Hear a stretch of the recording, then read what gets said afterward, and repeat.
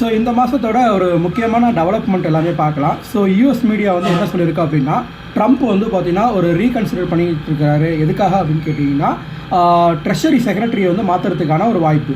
So அதே போல் the probability of the federal reserve cutting interest வந்து பார்த்தீங்கன்னா இந்த மாதம் வந்து 25 பேசிக் பாயிண்ட்ஸ் வந்து பார்த்தீங்கன்னா இது பண்ணலாம். ஸோ அதனால் வந்து பார்த்தீங்கன்னா 61.9% வரைக்கும் இதாகலாம் அப்படின்னு சொல்லியிருக்கிறாங்க.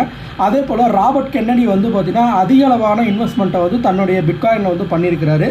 ஸோ அதே போல் இந்த வருஷம் வந்து பார்த்தீங்கன்னா சத்தோஷி ஆக்ஷன் ஃபண்ட் அதாவது சத்தோஷி ஆக்ஷன் ஃபண்ட் அப்படின்னு சொல்லக்கூடிய ஒரு பப்ளிக் மாடல் வந்து வரலாம். அந்த மாடல் வந்துச்சுன்னா அது வந்து பிட்காயின் ஸ்ட்ராட்டஜிக் ரிவர்ஸ் பாலிசி மெத்தடாலஜியில் அதை வந்து ஆட் பண்ணுறதுக்கான வாய்ப்பாக இருக்கும் அப்படின்னு சொல்லியிருக்கிறாங்க.